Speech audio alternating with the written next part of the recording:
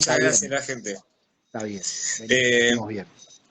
Venimos. Mirá, yo le estaba comentando, obviamente te quería que te presentes para los que, igual yo creo que la mayoría de los que siguen el editorial te conocen, te han visto en varias entrevistas, así que, bueno, es hablar de tu libro, que también es tu tesis, ¿verdad?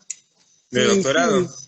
sí, sí, por suerte, bueno, esta fue la edición de la tesis doctoral que presenté, la defendí hace un año ya, todavía me Mm. deben el título, todavía no me entregaron el título, pero sí, la defendí hace un año, Burocracia.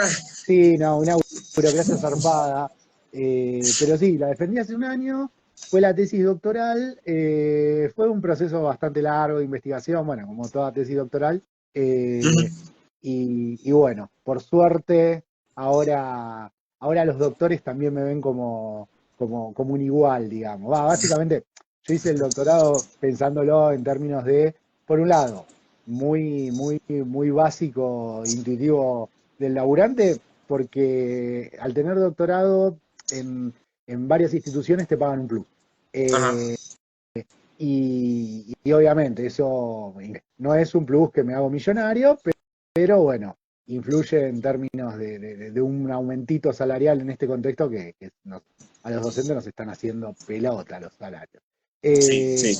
y bueno, y también tenía que ver con una cuestión de que muchas veces yo al no venir del mundillo académico duro, UBA y alrededores, también muchas veces uno siente como ese rigor, esa cosa de la élite académica que te mira de costado Ah, porque no perteneces. Y bueno, y esta editorial sabe muy bien lo que es eso.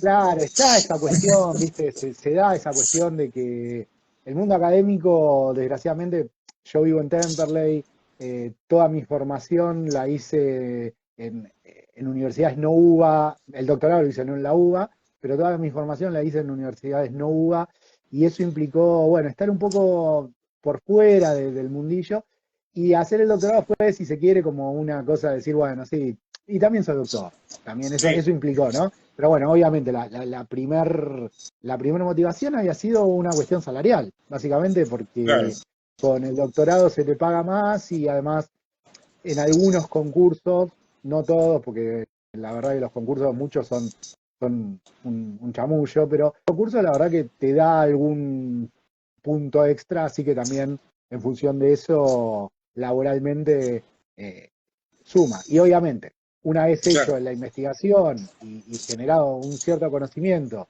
sobre una fracción de la burguesía tan importante para la clase Ujú. trabajadora en términos de la idea fue la edición, que bueno, por un lado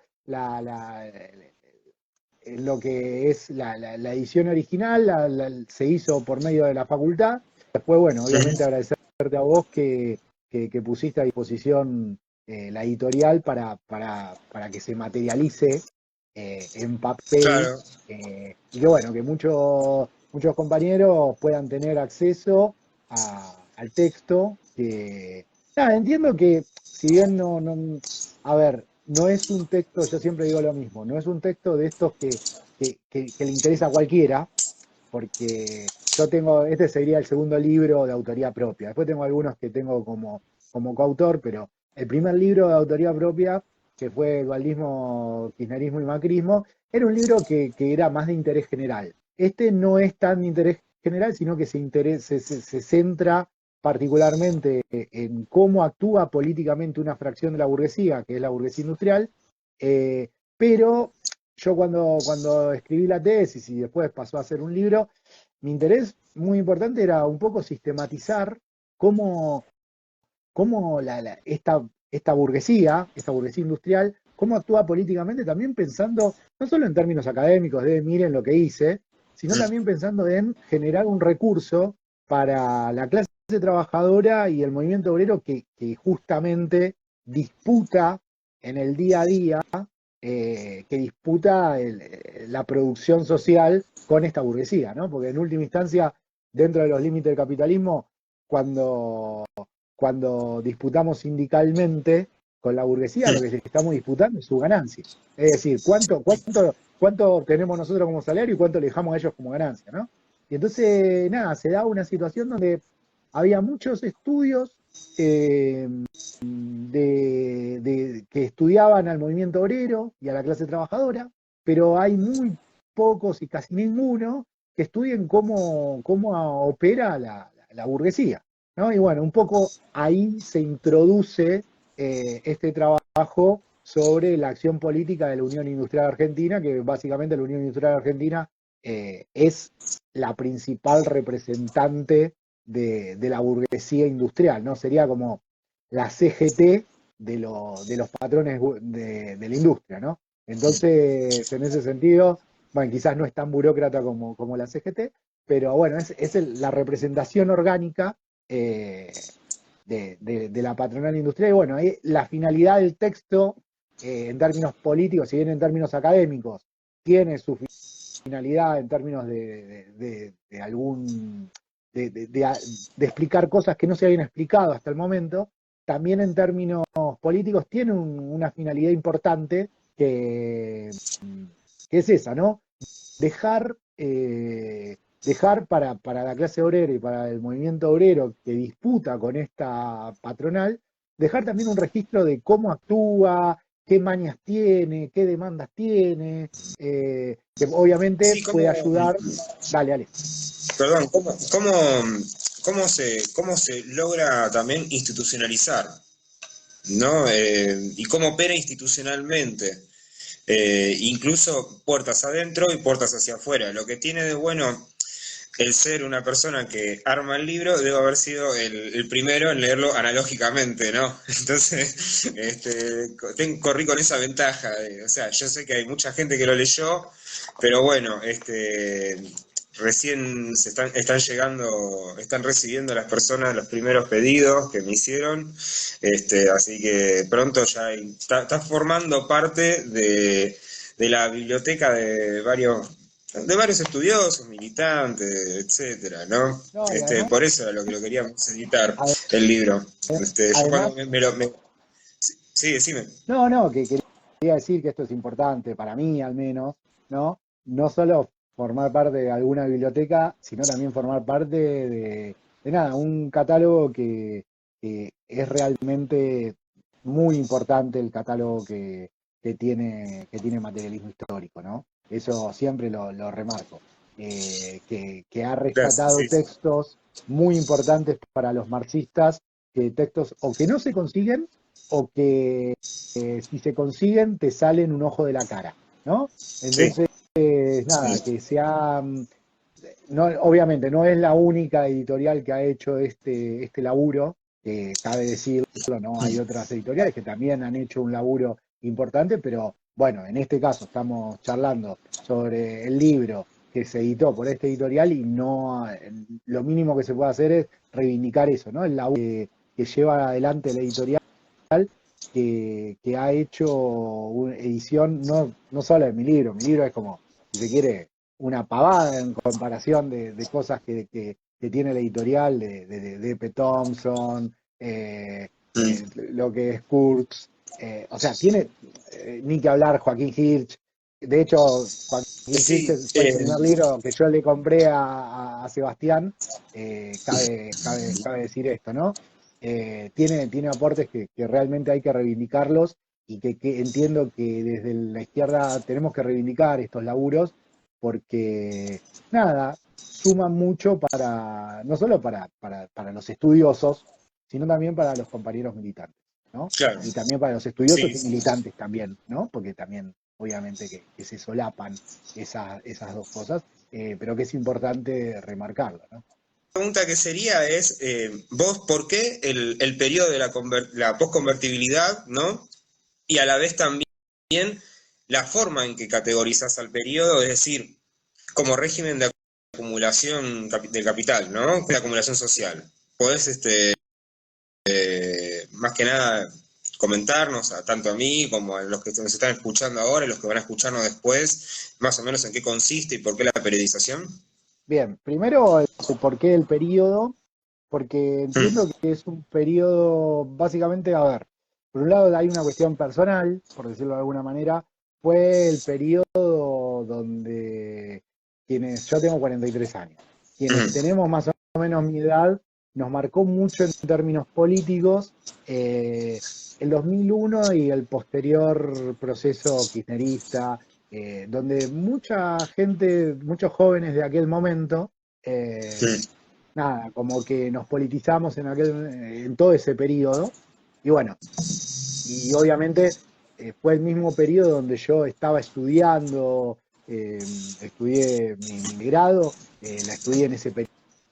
Entonces, bueno, fue un periodo que por definición a mí personalmente me interesó mucho. A su vez, es un periodo que ha generado, más allá de mis anécdotas de juventud, ha generado importantes debates, porque tanto convertibilidad como postconvertibilidad generaron debates muy importantes en las ciencias sociales. Y, y eso obviamente que bueno, la postconvertibilidad, bueno, en el libro se abarca la postconvertibilidad y yo ahora estoy trabajando, no como libro porque va a ser más corto, pero un trabajo sobre la unión industrial, pero en la convertibilidad. Básicamente lo que tiene la convertibilidad y la postconvertibilidad es algo muy importante, que es la disponibilidad de datos, que previo a la convertibilidad está más difícil conseguir datos.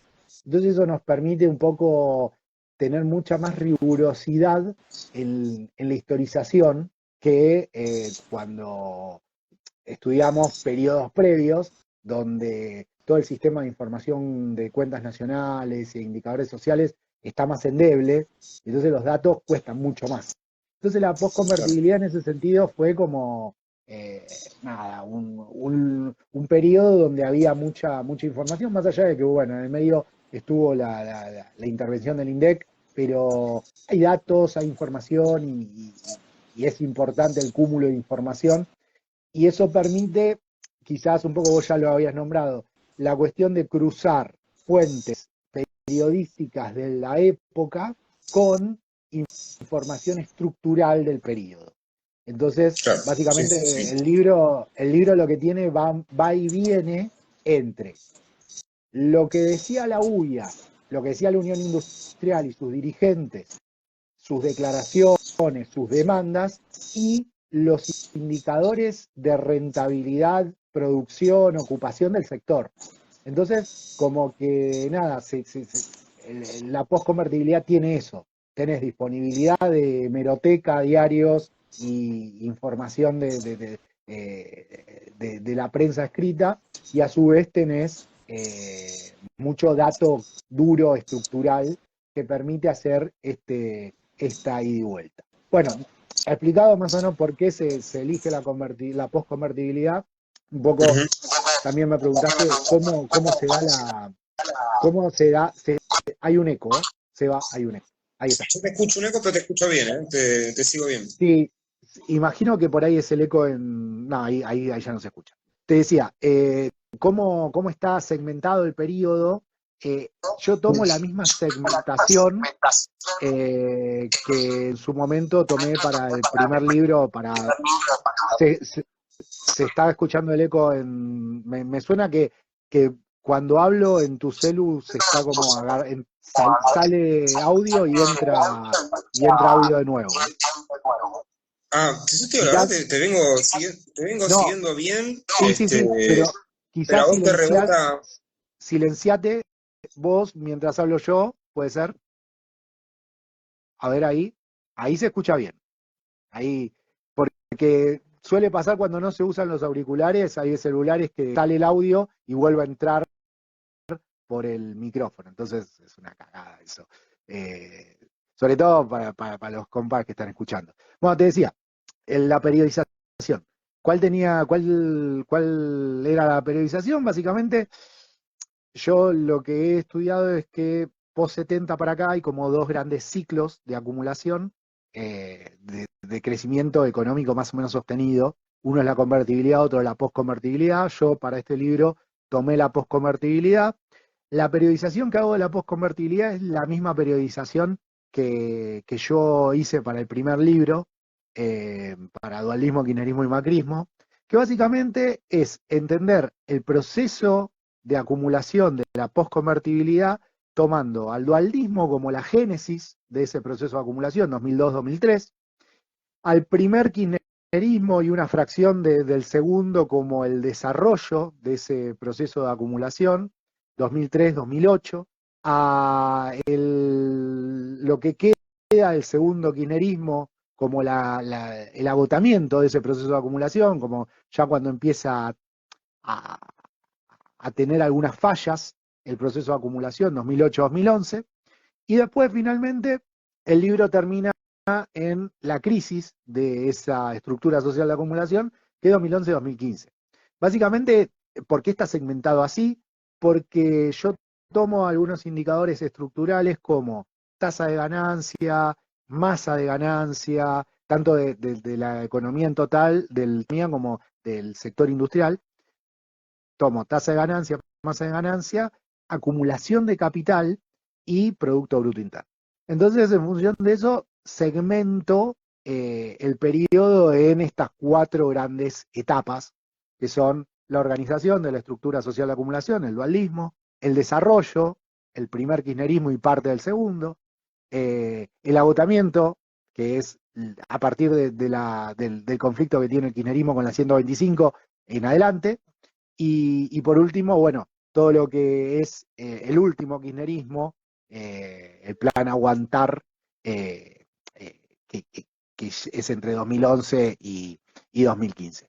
En ese marco, a grandes rasgos, se produce un proceso donde la Unión Industrial tiene, en un primer momento, a partir de la devaluación, tiene una cercanía muy fuerte tanto con Duhalde como con el primer kirchnerismo. ¿Por qué se da esa cercanía tan fuerte entre la Unión Industrial y los gobiernos? Básicamente porque esos, esa, el esquema macroeconómico de esos gobiernos se basaba en lo que se denomina un tipo de cambio alto y competitivo. El tipo de cambio alto y competitivo es un tipo de cambio que protege mucho a la industria. Entonces, bueno, los sectores industriales en ese momento fueron uno de los 2 grandes aliados que tenía el kirchnerismo. El kirchnerismo el dualismo y el kirchnerismo posteriormente en ese periodo, entre el 2002 y más o menos el 2008-2009, tuvo como grandes aliados, de un lado, la CGT de Moyano y del otro lado la Unión Industrial. Entonces, bueno, la Unión Industrial en este periodo está muy cercano, muy amigo del gobierno kirchnerista. Después, con el conflicto de la 125, se genera una fisura importante en la relación entre la Unión Industrial y el gobierno. En un primer momento, la Unión Industrial, como diríamos, institucionalmente sigue defendiendo al kirchnerismo, se pone del lado del kirchnerismo en el conflicto por la 125, pero varios sectores se empiezan a separar, sobre todo los sectores ligados al campo. Después hay una cierta ruptura que dura hasta 2009, más o menos 2010, y en el 2010, con la vuelta al crecimiento económico, la UIA vuelve a acercarse al kirchnerismo, básicamente porque lo que hace el kirchnerismo es, ya no hay un tipo de cambio tan competitivo, pero lo que hay es mucha protección no cambiaria, sino arancelaria. Es decir, todo el primer periodo no entran productos de afuera, entonces no le compiten a la industria argentina porque el tipo de cambio era muy alto. Ya en este periodo 2010 en adelante, la protección no se da por el tipo de cambio, sino que se empieza a dar por aranceles a la importación. Entonces se protege a la industria no por tipo de cambio, sino por aranceles. Y bueno, ahí hay una comunión, unión industrial-gobierno, durante 2010-2011. En ese periodo vuelven como a darse la alianza gobierno-unión industrial, y a partir del 2011 esa alianza se empieza a disolver para más o menos en el 2013 ya poner a la unión industrial en contra del gobierno. ¿Por qué? Básicamente porque ya el gobierno no le brindaba buenas condiciones de valorización al capital industrial. Ya venía arrastrando estos problemas, pero bueno, ya en 2013 ya es como que esto se terminó, si se quiere, de romper finalmente, y bueno, y ahí tenemos el último periodo donde la Unión Industrial es parte del elenco opositor casi, se juntan con la sociedad rural y básicamente empiezan a articular algún tipo de oposición burguesa hacia el kirchnerismo. Ahí te cedo la palabra, Seba, que así ya no hace. No, está bien. Te iba a preguntar dos cosas. La primera es, en algún punto dado, en la época en donde tenemos una prosperidad, si se quiere, en cuanto a la recuperación de las tasas de rentabilidad a partir de la devaluación que genera Dualde. Entonces, una de las preguntas es, por un lado, ¿qué es lo que obtiene, si se quiere, el sector industrial, manufacturero, que es al que vos le dedicás este libro, como beneficio y en algún punto dado también cómo se va acoplando con el gobierno primero de Dualde y después con los primeros 5 años del kirchnerismo? Por otra parte, es también preguntarte la composición interna, es decir, tenemos a una Unión Industrial Argentina, pero a la vez está, por lo menos se puede entender, dos tendencias. Lo que habías escrito vos era una tendencia más ligada a la exportación de productos de bajo valor agregado, o por lo menos lo que vendría a ser las dos listas que representan, que son, por un lado, tenemos a un sector manufacturero que es más dependiente de las políticas arancelarias y proteccionistas, y otro que es más competitivo, por lo menos, esto va variando, igual lo has explicado, a nivel internacional. Y en estas dos listas también se ven las disputas internas con respecto a cada uno de los momentos y, bueno, también preguntarte cómo esto se ve reflejado también en la capacidad que le permite la devaluación de Dualde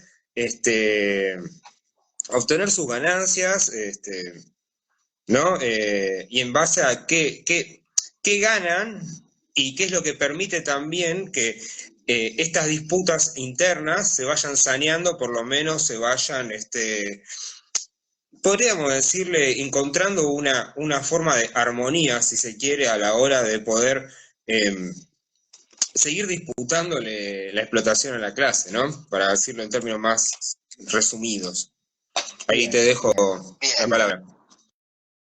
Bueno, como primera cuestión, es importante entender que la industria argentina, el sector industrial argentino, si bien tiene algunos elementos particulares, como el sector alimenticio, o algunos capitales individuales importantes, como puede ser Techint o Aluar, en términos generales, el sector industrial argentino es un sector de baja productividad y que necesita para reproducirse, es decir, para funcionar, alta protección de las mercancías externas, de la importación, básicamente, y también acompañado a eso, elementos como algún subsidio o salarios bajos y demás, etc. ¿Qué es lo que hace, dicho esto, qué es lo que hace una devaluación? Fundamentalmente, proteger al sector industrial de las mercancías importadas. ¿Por qué? Con una devaluación, lo que se genera es que los productos importados suben su precio por definición. Es decir, cuando se devalúa, todo lo importado pasa a salir más caro en moneda local. Y entonces, ¿qué es lo que pasa? Eso le da, al menos en términos momentáneos, de corto plazo, pero le da una mayor competitividad al productor local de ese producto. Entonces, ¿qué pasa? Cuando se da la evaluación dualista, toda la industria la festeja porque justamente es un crecimiento de la protección tremendo en relación a lo que pasaba en los 90, que en los 90 no había barreras arancelarias y el tipo de cambio era muy bajo. Entonces, ¿qué es lo que pasa? Al darse la devaluación, se mejora la competitividad de la industria local y eso mejora a su vez la rentabilidad de la industria. Y la mejora en la rentabilidad de la industria, unida también, hay que decirlo, con cierta estabilidad que genera el dualdismo, que estabiliza el ámbito donde se acumula el capital en Argentina, eso hace que el sector industrial particularmente, si bien la mayoría de la burguesía apoya al dualdismo, básicamente porque es quien ordena el quilombo que fue el 2001, pero no solo la mayoría de la burguesía en general, sino la burguesía industrial en particular, tiene un apoyo muy importante hacia el dualismo. ¿Por qué? Básicamente porque la evaluación beneficia particularmente a la industria. ¿Por qué? Porque es un sector que requiere protección y como requiere protección, esa evaluación le da mucha protección. Como para que tengamos un poco en mente, en los primeros años de la saga dual de Néstor, prácticamente no existían las cosas importadas acá en el país. Todo lo que se vendía dentro del país era producción local. ¿Por qué? Porque traer algo de afuera era muy caro en relación a la producción local. Por lo tanto, a ver, había cosas importadas obviamente, pero nada, uno iba a un supermercado y los alimentos, no había alimentos importados, lo que era textil se hizo mucho más competitivo. Entonces, eso genera que la industria con la devaluación gane mucha competitividad y a su vez gane mucha rentabilidad. Y eso también hace que obviamente el gobierno se acerque a la unión industrial y que sea la unión industrial, si se quiere, una de los brazos armados que tuvo el kirchnerismo. Eso por un lado. A su vez, también el nivel de tipo de cambio, o sea, la devaluación, eleva el tipo de cambio y eleva la competitividad. El nivel de tipo de cambio también ha sido a lo largo de todo el periodo, si se quiere, un termómetro de la relación entre el gobierno y la unión industrial. Justamente, cuanto más alto fue el tipo de cambio, periodo de Duhalde y periodo de Néstor, más cercano estuvo el gobierno de la unión industrial, y cuanto más bajo fue el tipo de cambio, el último gobierno de Cristina, más lejano estuvo el gobierno de la Unión Industrial. Porque básicamente la Unión Industrial, como representante del capital industrial, exige buenas condiciones de valorización para su capital, y las buenas condiciones de valorización es o protección por el lado de la devaluación o protección por el lado de los aranceles. Entonces, bueno, el nivel de devaluación alto o bajo que tenga el tipo de cambio también siempre es un termómetro de la relación entre el gobierno y la Unión Industrial. Dicho esto, también me preguntaste por la composición interna y sus listas. Acá es un punto muy importante el que planteás, ¿no? Porque, a ver, en las ciencias sociales, en Argentina, en la mayoría de los investigadores que hablan del sector industrial y de la unión industrial, suelen tener una conceptualización que estamos ante una entidad que la manejan los grandes capitales. Y que básicamente los grandes capitales hacen lo que se le canta con esta entidad. Y es algo bastante problemático. ¿Por qué? Porque es una caracterización que no estudia efectivamente cómo está compuesta la unión industrial y cómo opera interna y externamente. Primeramente, el sector industrial es un sector principalmente pyme, como dije. Quizá tenemos el sector alimenticio, que es un sector competitivo, y después tenemos algunos capitales individuales, y después el resto son empresas pequeñas, pymes. Y que esas empresas pequeñas hacen mucha fuerza hacia adentro de la unión industrial. ¿Por qué? Porque la lógica de la unión industrial es, hay cámaras sectoriales, es decir, la cámara de la alimentación, la cámara de las metalúrgicas, la cámara de los juguetes, son todas organizaciones de las patronales de cada sector, y esas cámaras a su vez se juntan, vamos a decirlo así, se juntan para formar la unión industrial. Y entonces, lograr llevar para un lado o para el otro a la unión industrial implica que los grandes capitales que quieran hegemonizarlo, de una u otra manera tienen que negociar y tienen que incluir los reclamos de los pequeños capitales en los reclamos de la unión industrial. Por lo tanto, ¿cómo funciona eso? Y los grandes capitales estamos de acuerdo que tienen cierto poder de tirar sobre la mesa temas, pero en esos temas tienen que acordar y tienen que generar lo que se llama acuerdo interno, hegemonía interna, por llamarlo de alguna manera, vamos a saltarnos algunas licencias académicas, tienen que generar una hegemonía interna que permita, de una u otra manera, que ese tema que tiran sobre la mesa tenga apoyo del grueso de los afiliados que son pymes. Por lo tanto, acá se da un juego donde los grandes capitales tienen representación, sí. ¿Son importantes? Sí, pero no hacen lo que quieren. A lo sumo lo que pueden hacer es tirar temas que les parece a ellos importantes, que ser temas que tengan algún acuerdo y que incluyan de una u otra manera las demandas de los pequeños capitales. Entonces, en este contexto, el funcionamiento de la Unión Industrial opera relacionando los intereses de los grandes capitales con los pequeños capitales. Y dentro de esa relación, como vos bien dijiste, hay dos grandes listas clásicas, que una es el MIN, Movimiento Industrial Nacional, y otro es el MIA, Movimiento Industrial Argentino.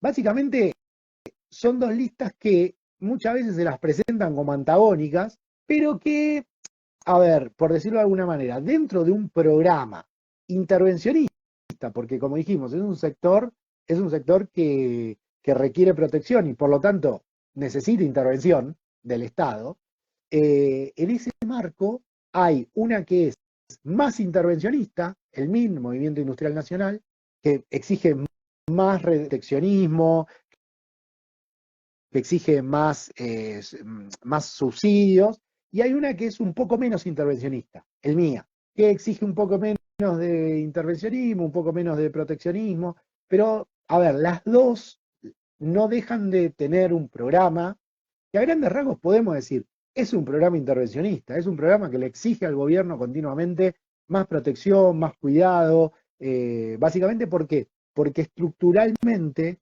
la fracción del capital industrial es una fracción débil, no es, no sé, el agropampeano, que es una fracción que es competitiva en términos internacionales.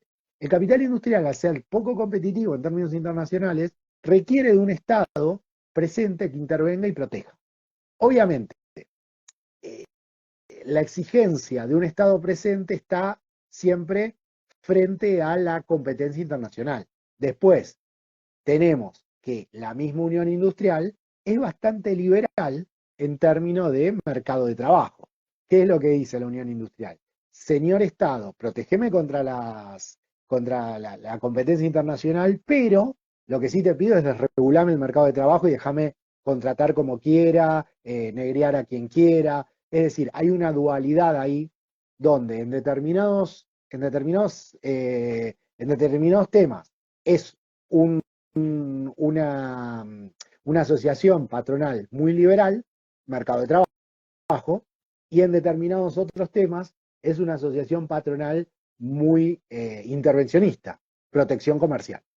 Entonces, de nuevo, tanto el MIN como el MIA, sin salir de este esquema más general, liberal en lo laboral, proteccionista e intervencionista en lo externo, el MIN es un poco más proteccionista y el MIA es un poco más liberal en lo externo.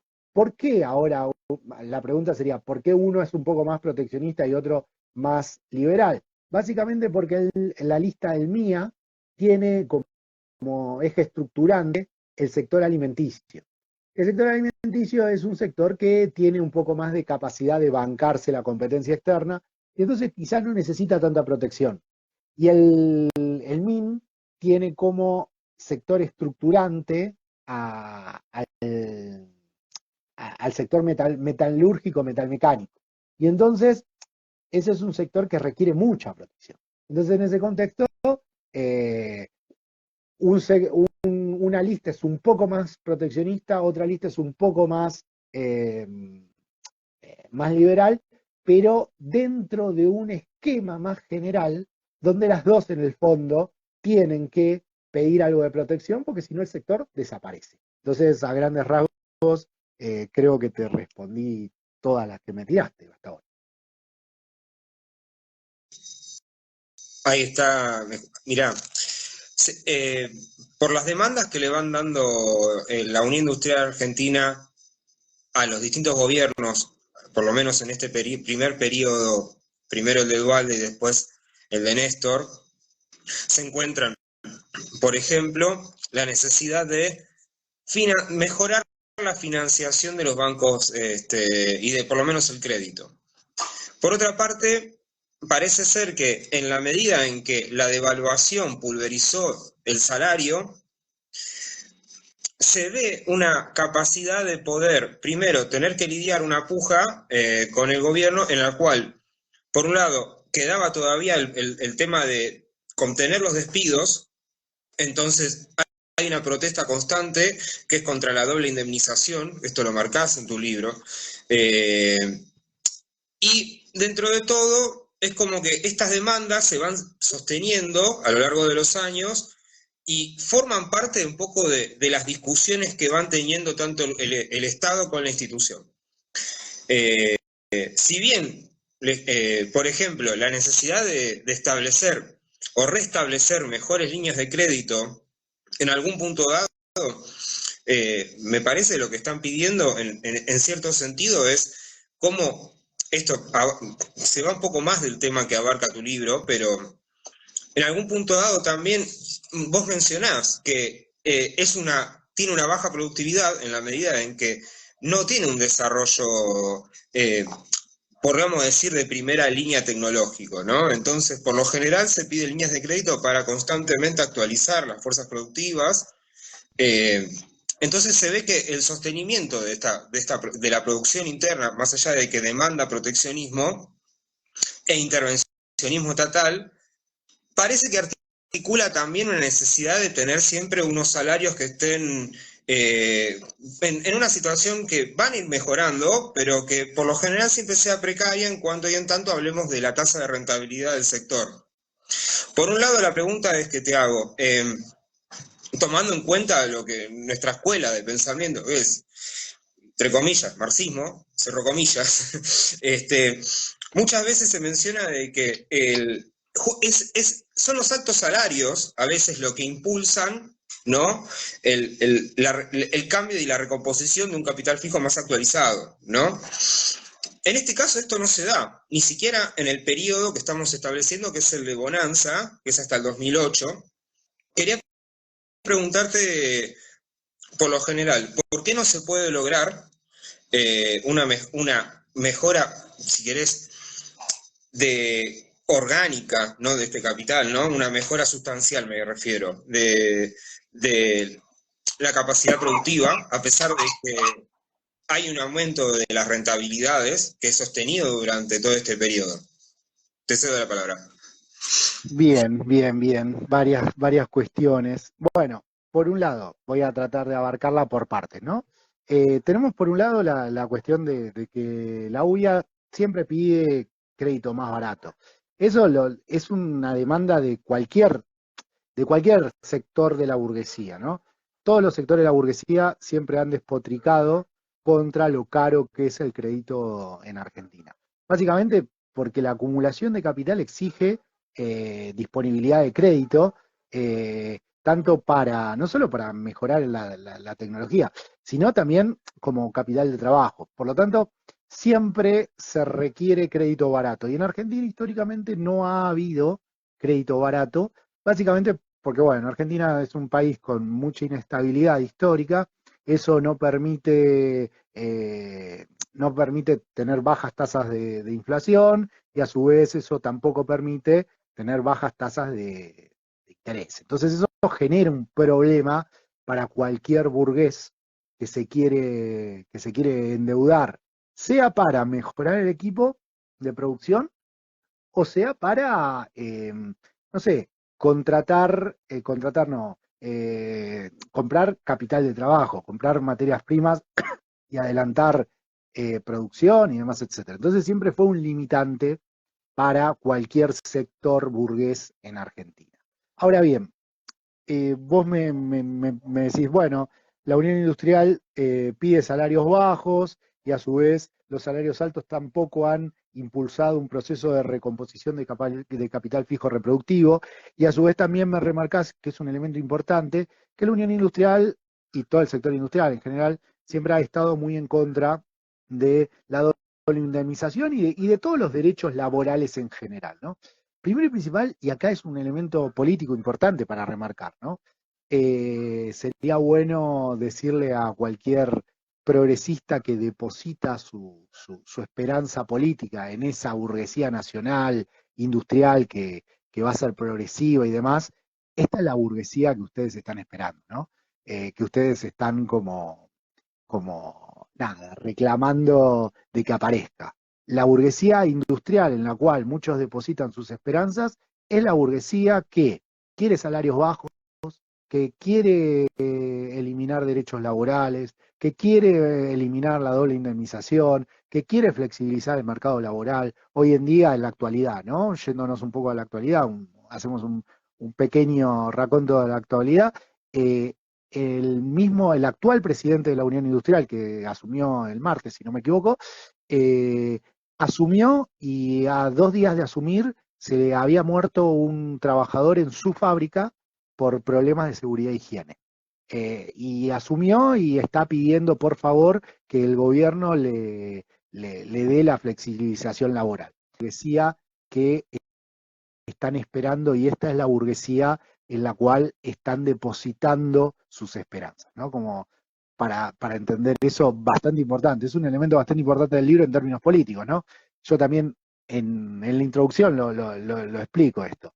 Básicamente lo que quiero mostrar, una de las cosas que quiero mostrar en términos políticos es que no depositen esperanzas en esta burguesía, porque esta burguesía no es progresista, no es copada, no es buena onda, no va a darnos buenas condiciones de reproducción a la clase trabajadora. Esta es una burguesía que quiere pagar bajos salarios, que quiere que no, como clase trabajadora no tengamos derechos y demás, etcétera.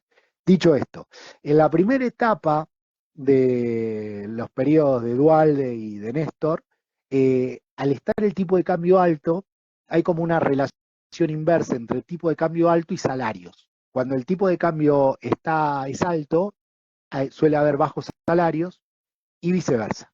Cuando el tipo de cambio es bajo, los salarios tienden a crecer. Entonces, todo el primer periodo Néstor, dual de Néstor, todo ese periodo, los salarios fueron bajos, la burguesía tuvo buena rentabilidad porque había salarios bajos y se produjo un proceso de inversión. No obstante, la pregunta que me haces a continuación es, ¿qué pasó que ese proceso de inversión no decantó en una reestructuración del capital industrial en Argentina y mejorar la productividad? Bueno, ahí hay un problema que tiene Argentina y ha tenido históricamente en la región, que el capital, desgraciadamente, requiere para invertir estabilidad y una clase trabajadora muy disciplinada. En Argentina, justamente, si hay algo que no tenemos, no tenemos estabilidad y no tenemos una clase trabajadora muy disciplinada que digamos a los dictados del capital. Y cuando digo estabilidad y clase trabajadora disciplinada, también estoy diciendo dos ámbitos que se interrelacionan mucho, ¿no? En parte la inestabilidad que hay en Argentina se debe a que tenemos una clase trabajadora que no se disciplina a los dictados del capital, o al menos que no se disciplina como se disciplinan en otros sectores del planeta. Digo esto, comparación más burda la podemos llegar a tener con la clase trabajadora china o la clase trabajadora vietnamita, que básicamente trabajan en derecho laboral y con salarios bastante bajos, pero también podemos hacer una comparación con lo que fue en su momento el milagro brasilero, eh, básicamente el crecimiento económico que tuvo Brasil y sobre todo crecimiento industrial que tuvo Brasil entre la segunda parte de la década del 50 y la década del 60, y toda la década del 60, básicamente se basa principalmente en una clase trabajadora que estaba recontra disciplinada a los dictados del capital. Hay una anécdota en un libro de Petras, que Petras es un periodista, escritor, que básicamente tiene un libro sobre capital y crisis en el tercer mundo, creo que se llama, que básicamente hace como un raconto de cómo está la lucha de clases en los países latinoamericanos. Entonces cuando llega a Argentina, cuenta una anécdota que él una vez estaba en Brasil, estaba como hablando con un dirigente de la Unión Industrial Brasilera, eh, y después viene a Argentina, y entonces se entera de todo el milagro brasileño, y después viene a la Argentina y habla con un dirigente de la Unión Industrial Argentina. Y entonces le dice, ¿y por qué acá no se puede hacer lo que se hace en Brasil? Y el dirigente de la Unión Industrial Argentina le dice, no, lo que pasa es que Brasil es un paraíso para los industriales. Los trabajadores acatan todo lo que se le exige desde la empresa. Usted acá en Argentina quiere hacer que los trabajadores acaten lo que se dice desde la empresa y los mismos trabajadores, la comisión interna, le toma la fábrica. Entonces, ahí hay una cuestión bastante importante. Argentina, en ese sentido, no ha sido un destino muy atrayente para la burguesía industrial en términos globales, y entonces la burguesía industrial que está radicada acá es una burguesía industrial que está adaptada a un proceso de inestabilidad y por lo tanto no hace inversiones de largo plazo y no hace grandes inversiones. Y eso lleva a que justamente sea una burguesía mercado internista, sea una burguesía que invierta lo justo y necesario para vender adentro del país y esté pidiendo por favor continuamente protegeme de lo que viene de afuera, y hace también que no sea una burguesía justamente que se piense en términos de competencia global. ¿Qué es lo que hace? A ver, los grandes monstruos industriales que han surgido a lo largo del siglo XX son monstruos industriales, principalmente del sudeste asiático, que se han pensado en términos de crecimiento hacia afuera. Es decir, producción competitiva que compite alrededor del mundo. Y básicamente, de nuevo, ¿en qué están basados? Básicamente en un proceso macroeconómico estable en el largo plazo y en una clase trabajadora altamente disciplinada. Y son dos cuestiones que acá en Argentina no ayudan. Y también hay un elemento que hay que decirlo, pero que bueno, con el adelanto tecnológico que hay hoy en Argentina, que hay en el comercio mundial, se podría llegar a salvar un poco, pero que cabe decirlo, que estamos en un país que geopolíticamente está muy lejos de todo. Entonces, una cosa es producir en el sudeste asiático, que está cerca de los grandes centros de consumo, y entonces el flete es rápido y las comunicaciones son rápidas, y otra cosa es producir en Argentina, que estamos, si se quiere, en la otra punta del mundo, muy lejos de los grandes centros de consumo, y entonces producir pensando en un mercado mundial se hace todavía más difícil. No obstante, esta última característica se podría llegar a matizar en función de los adelantos en el comercio internacional. Pero, de nuevo, ¿por qué no se da un proceso de acumulación sostenida que renueve el capital fijo reproductivo en el largo plazo? Y principalmente porque somos un país que no tiene una estabilidad macroeconómica y que tiene una clase trabajadora que, guste o no, más allá de los golpes que nos venimos comiendo hace mucho tiempo, sigue siendo en términos relativos mucho menos disciplinada que clases trabajadoras como la chinita, o en términos más cercanos, la brasilera o la chilena.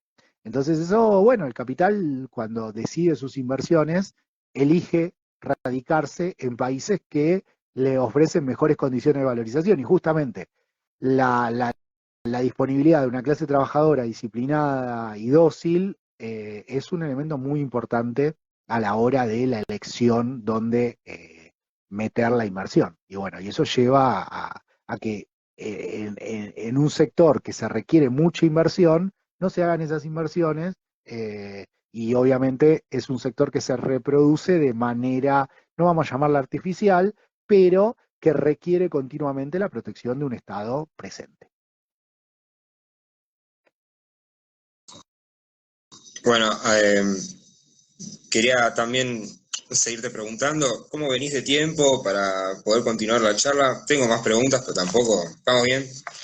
Te quería, bueno, con respecto a lo anterior, este disciplinamiento que vos mencionás a lo largo, por ejemplo, en el sudeste asiático, lo que tomó un matiz es que, si bien se aceptó el disciplinamiento de la productividad.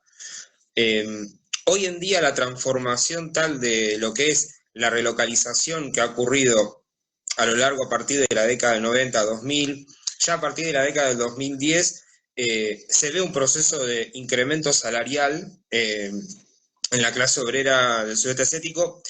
Lo que sí se están viendo son problemas en donde se acepta la productividad, pero también como estas contradicciones contradicciones que son propias de un acelerado proceso de desarrollo de fuerzas productivas y de producción de mercancías a nivel global, está atravesando diferentes problemas. ¿Por qué traigo problemas de tipo, por ejemplo, tenés una clase obrera que está empezando a experimentar cierta forma combativa, ¿no? En especial en la zona costera de China, la clase obrera china ha mejorado su nivel de vida en cuanto a ingreso salarial, aceptando este gran incremento de la productividad, pero a la vez también teniendo en cuenta la disputa se genera en la reactivación de las fábricas después de las fiestas, ¿no? Por ejemplo, de fin de año, ¿no? En donde se toman más vacaciones de las debidas o permanecen más tiempos en sus residencias rurales cuando es una clase obrera migrante. Pero quería traer esto a colación de cómo hablamos de el momento que va tomando este régimen de acumulación social en Argentina, que va a entrar a su techo, si se quiere, con la crisis del 2008, y a la vez también preguntarte, por ejemplo, se nota, por ejemplo, en la balanza comercial, por ejemplo, con China, tenés de pasar de un superávit a un déficit. Tanto por la crisis del 2008 y cómo influye la crisis del 2008 con respecto a la relación de la Unión Industrial Argentina con el gobierno, como así también este problema de, si bien demanda proteccionismo, pero sin embargo mercancías chinas siguen circulando. En tu libro lo marcás, la UIA demanda más aranceles justamente a las importaciones chinas, y sin embargo es como que no pueden lograr, a pesar de los aranceles que se ponen, siguen entrando mercancías chinas, y ahora tenés dentro de lo que es el nivel de balance estatal, a partir del 2008, 2009, pero ya en el 2010 se puede percibir bien un déficit, ¿no? El país tiene déficit con China. Bueno, preguntarte cómo esto se relaciona entre sí, cómo afecta a la UIA y la relación entre la institución de la UIA con el gobierno. Bien.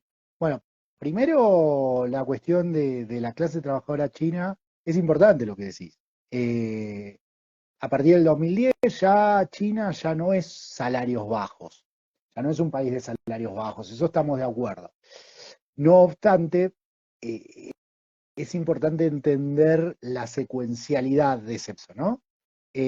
China ya por los 70, fines de los 70, se abre al mundo como un gran reservorio de mano de obra barata y disciplinada, y logra, si se quiere, sostener durante casi 30 años esa mano de obra barata y disciplinada. ¿Qué pasa? Sostener durante 30 años esa mano de obra barata y disciplinada le valió una avalancha de inversiones que obviamente ya están en China, y es difícil ahora irse cuando la clase trabajadora china, no vamos a decir se está despertando, pero que empieza a tener reivindicaciones. ¿Por qué? Porque obviamente sigue siendo una clase trabajadora en términos relativos internacionales bastante disciplinada, pero bueno, ahora ya quizás ya no es tan barata. Y en esta lógica de ya no es tan barata, pero ¿qué pasa? Y eso le da un plus, como un changüí de seguir siendo un destino interesante para la inversión, porque ahora que no es una mano de obra barata, a su vez también se transforma en un mercado interesante. A ver, antes el capital invertía en China para vender en el mundo, y ahora cada vez hay más capital que invierte en China para vender en China. Entonces, todavía tiene, si se quiere, recorrido ese proceso de acumulación de capital en China.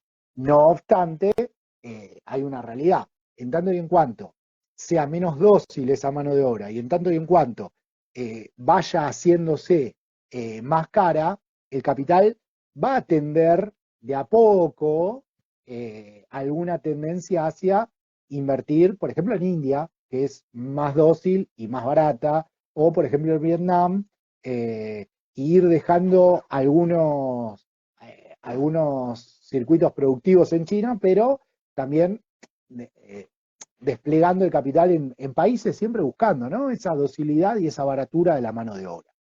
Eso por un lado.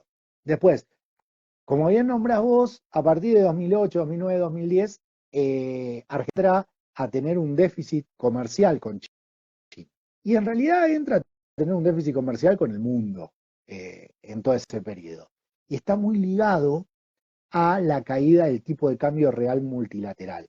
Justamente, habíamos dicho, durante el dualismo y durante el periodo de Néstor, el tipo de cambio, a partir de la devaluación de Dual, el tipo de cambio real es muy alto. Y eso le da mucha competitividad a la economía argentina, y eso ¿qué es lo que hace? Y hace que no entren los productos importados porque son caros. Bueno, cuando ese periodo tenemos tipo de cambio alto, pero a su vez empieza a haber inflación y esa inflación no se viene acompañada de una devaluación, ese tipo de cambio alto empieza a bajar. Empieza a bajar, empieza a bajar, empieza a bajar, y entre 2009, 2010 y 2011, lo que había como superávit externo pasa a ser déficit. No solo con China. Si bien China es una parte muy importante, un protagonista muy importante de ese déficit, bueno, tiene que ver con que el tipo de cambio empieza a bajar en general. Y entonces, como baja en general, Argentina pierde competitividad hacia todo el mundo y en particular pierde competitividad contra China.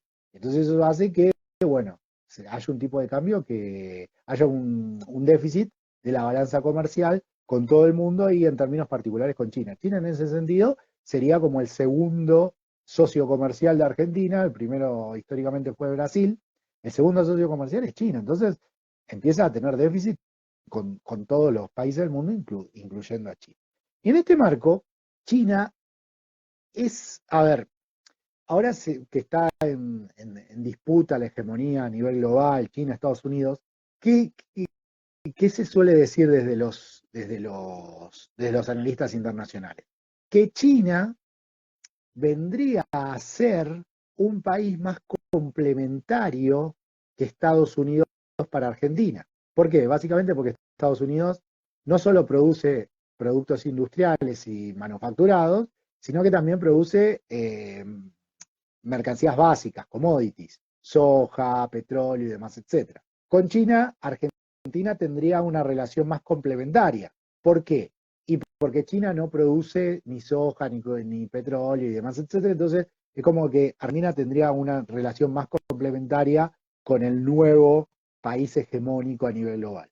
No obstante, eso en términos globales. En términos particulares, a la Unión Industrial le genera un problema gigante esa relación con China. ¿Por qué? Porque mal o bien Estados Unidos es un país que juega en todas las canchas, por decirlo de alguna manera. Tiene producción de commodities, de productos básicos, tiene producción de manufacturas y tiene mucha producción de servicios. China no tiene producción de commodities, tiene muy poco de producción de servicios y tiene mucha producción de manufacturas, de industria. Entonces, para la Unión Industrial, la relación con China es un problema tremendo. ¿Por qué? Y porque sabés que a la larga te van a invadir los productos chinos y a la larga, como vos bien decías, por más protección que te meta el gobierno, a la larga los productos chinos entran porque son baratos. Eh, un producto históricamente muy protegido en Argentina y en Brasil también, fue la industria automotriz. Y hoy en día ya están entrando productos, autos chinos. ¿Por qué?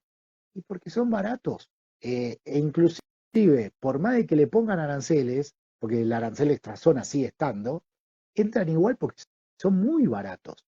Hoy en día en Argentina estamos pagando un auto 0 kilómetro $20.000 de entrada de gama, no llega a los $10.000. Entonces, ¿qué quiero decir con esto? Y los productos chinos, los autos chinos son todavía más baratos. Entonces, a la larga, estamos ante una industria que, guste o no, tiende a quedarse, a ir achicándose sucesivamente. Les tiro algún dato suelto. En la década del 90, la industria representaba eh, casi el 30% del Producto Bruto. En la década, en la década del 80, perdón. En la década del 80, la industria representaba casi el 30% del Producto Bruto Interno. Es decir, un tercio de lo que se producía en Argentina era industria. En la década de los 90, ese porcentaje pasó a ser un 20%. En la década de la postconvertibilidad, ese porcentaje en algún momento un poquito, pero bueno, ya volvió a ser el 20%, inclusive está en valores más bajos que el 20%.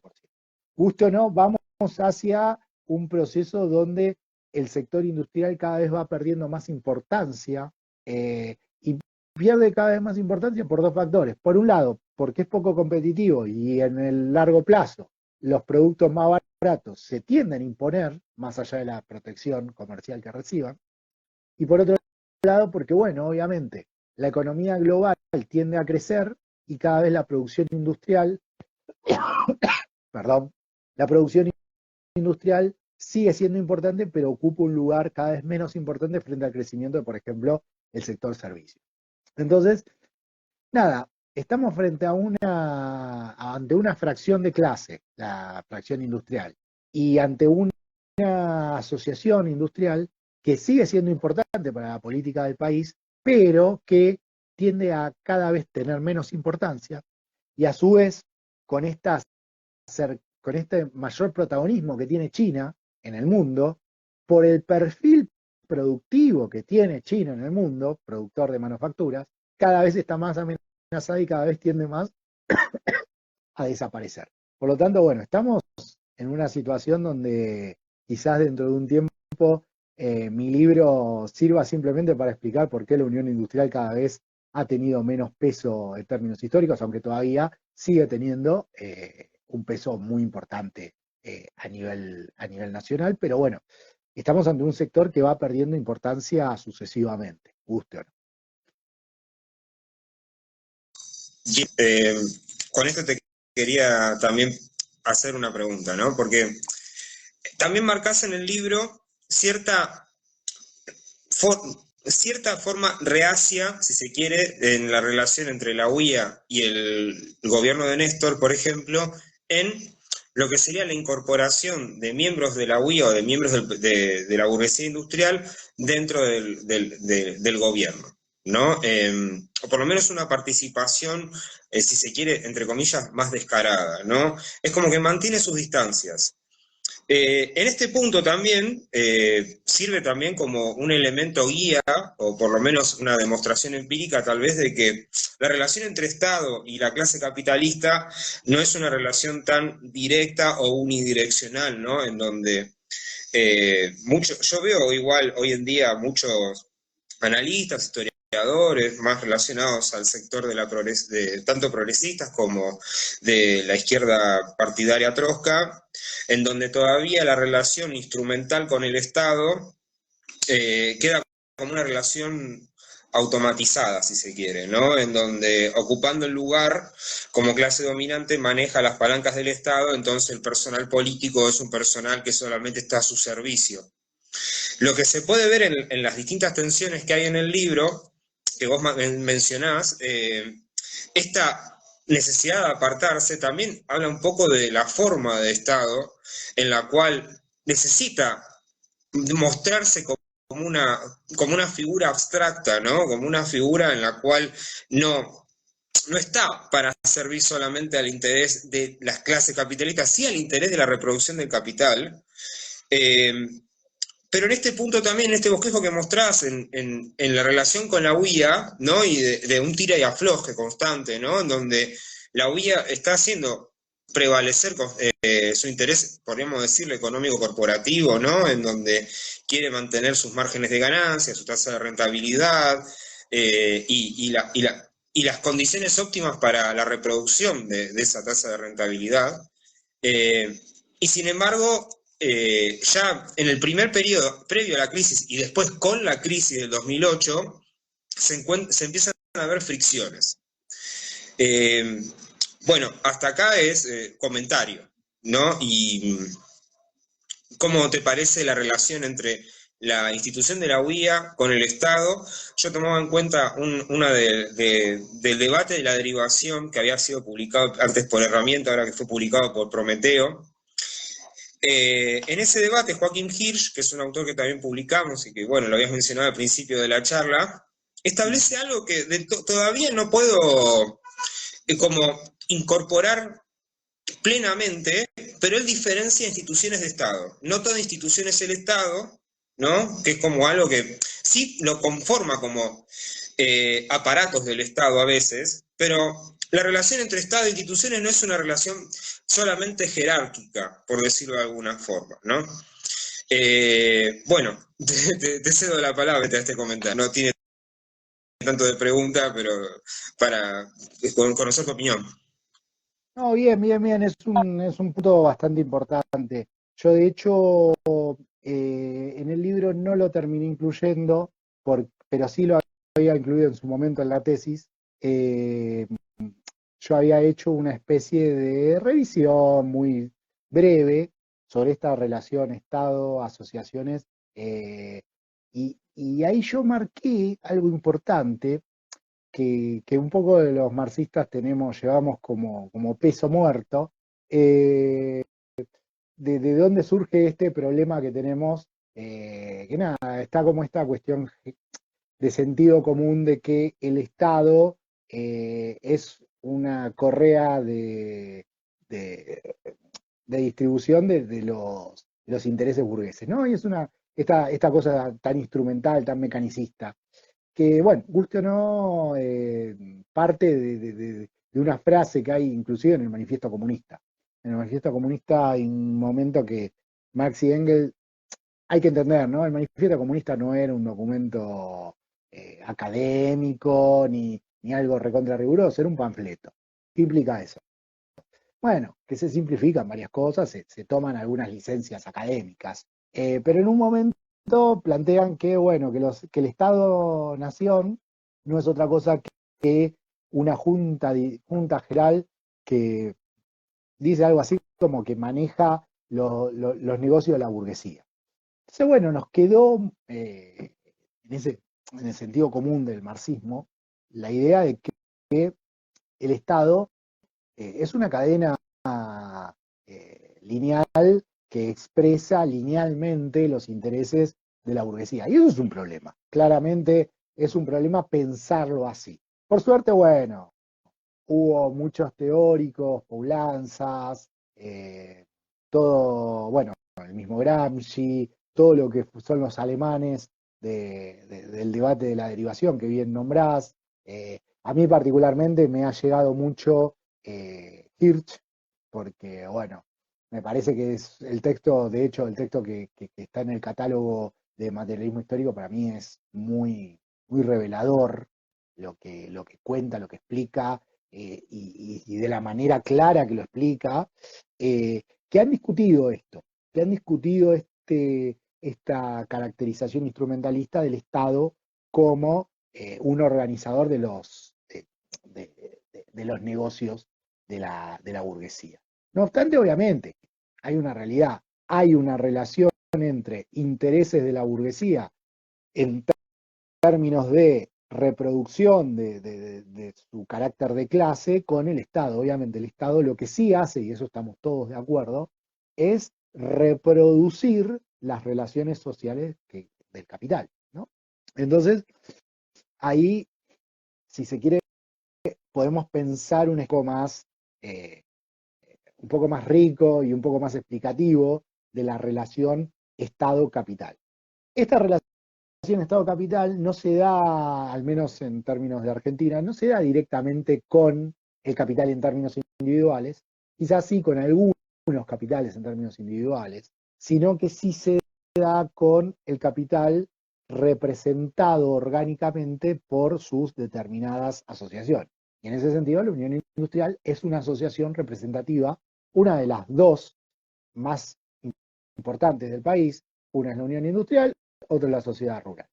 Entonces, en ese sentido, hay una relación de ida y vuelta, pero no ninguno de los dos, ni el Estado, ni la Unión Industrial, ni ninguna asociación empresarial quieren mostrarse, si se quiere, en el mismo, parte del mismo equipo. Entonces, hay una diferenciación que, por un lado, es una diferenciación eh, y a su vez, orgánicamente el mismo Estado también tiene cierta mediación entre los intereses de la burguesía y algún que otro interés de la clase trabajadora, porque justamente, al menos en términos formales, tiene que mostrarse como que no juega para la burguesía ya, sino que también, bueno, de vez en cuando tira algún huesito para la clase trabajadora.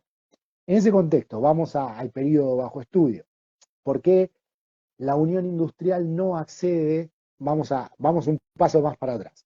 Cuando se da la crisis del 2001, la Unión Industrial encabeza un grupo que se llamó Grupo Productivo, que básicamente fueron los abanderados de la salida devaluatoria de la crisis del 2001.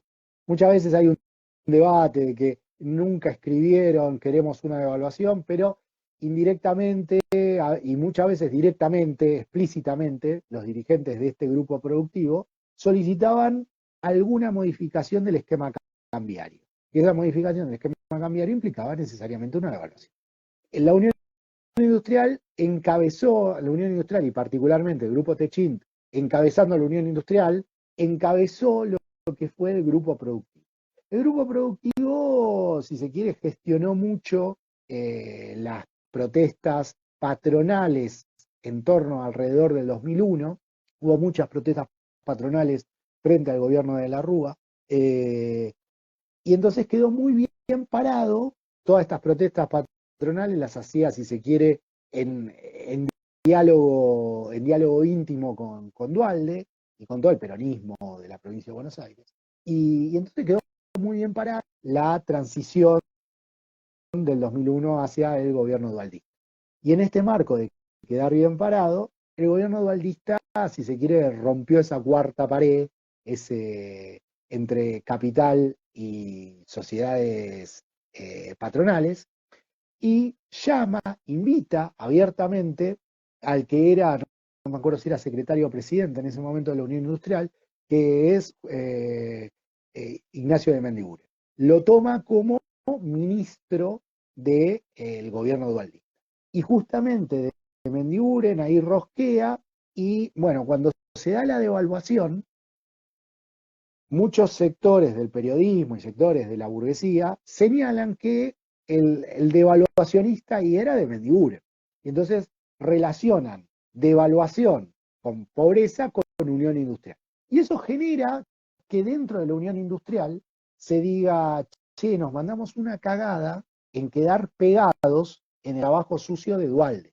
Básicamente, ¿qué tendría que haber hecho en términos más políticos y en términos más mirados en el largo plazo, la unión industrial? Decirle a Duhalde, devalúa vos, hacé el trabajo sucio y a mí no me ensucies con eso. Bueno, al darse la devaluación, al hacer el trabajo sucio, la unión industrial quedó con el mote de devaluacionista. ¿Por qué? Porque no solo lo pedía en su momento, sino que formó parte del gobierno que efectivamente implementa la devaluación. Y no solo rosqueó la devaluación de Mendiguren, también rosqueó otras cuestiones como, por ejemplo, un salvataje para los bancos. El tipo rosqueó beneficios para los deudores en dólares, los empresarios deudores en dólares, negoció un montón de cosas y metió la devaluación y se fue de gobierno. Entonces la Unión Industrial quedó bastante pegada a esa imagen devaluacionista, y guste o no, y uno es algo que uno no le presta tanta atención, pero los empresarios quieren siempre tener una relativamente buena imagen social. Entonces, a partir de eso, hacia la adentro de la Unión Industrial, por un lado, de Mendiguren quedó como un paria, no lo quería nadie, una vez que se va del gobierno de Duhalde, estuvo mucho tiempo, vamos a decirlo, en el exilio institucional, que no ocupó ningún lugar de importancia, después volvió a la Unión Industrial, pero estuvo mucho tiempo como escondido, que la misma Unión Industrial no lo quería tener cerca porque estaba ligado a esa imagen de devaluacionista. Y entonces la Unión Industrial, en el gobierno de Néstor, decide salir, no pertenecer, no pertenecer al gobierno, justamente, y actuar, si se quiere, desde afuera, haciendo lobby. Eh, y ahí sí, volviendo a esta cuestión de poner el tabique entre gobierno y capital. Porque en última instancia es lo que la lógica representativa burguesa exige, ¿no? Plantear, ¿no? Bueno, el Estado es un juez equidistante de las partes y sí, nosotros tenemos nuestros intereses, pero el Estado está como para actuar de juez entre las distintas clases.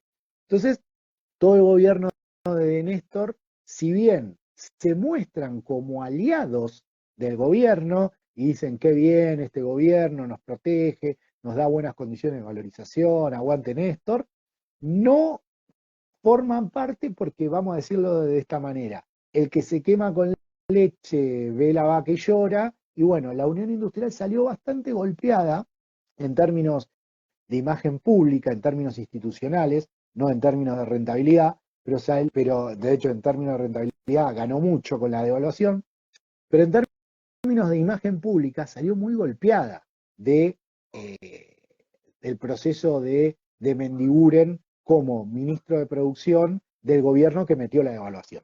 Es como que quedó como, bueno, de Mendiguren indirectamente y a veces directamente pidió la devaluación mucho tiempo, llegó el gobierno de Dualde, entra de Mendiguren, que es la huya, al gobierno, y el gobierno mete la devaluación. Entonces se planteó como, bueno, institucionalmente salgamos de ahí y alentemos a que metan la devaluación, a que metan la flexibilización laboral y demás, pero no nos ensuciemos las manos como parte del gobierno. Entonces, en función de eso, a partir de eso, la Unión Industrial no aportó ninguna primera línea a ninguno de los gobiernos del ciclo kirchnerista.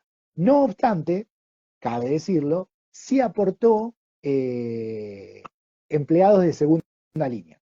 Por ejemplo, Peirano, que llegó a ser ministro de Economía, fue un trabajador de lo que se llama del staff de la Unión Industrial, pero no fue un dirigente industrial. O sea, era un economista que trabajó mucho tiempo en la Unión Industrial y llegó a ser después ministro de Economía del país, pero no era un dirigente industrial como sí lo fue de Mendiguren. Y si uno mira también cómo se fueron dando las cosas, en el último tiempo, tanto el gobierno de Macri como el gobierno de Milei han ido acercando este tipo de segundas líneas de la Unión Industrial en determinados puestos. Por ejemplo, si no me equivoco, el que ahora es ministro, el secretario de Trabajo, o el que era hace poco secretario de Trabajo, ya venía, era parte de un estudio de abogados muy ligado a la Unión Industrial, como es el de Funes de Rioja y Brochur. Mucha de la reforma laboral que termina aplicando Milei en la ley bases estuvo hecha por el estudio laboral del que era el presidente de la Unión Industrial.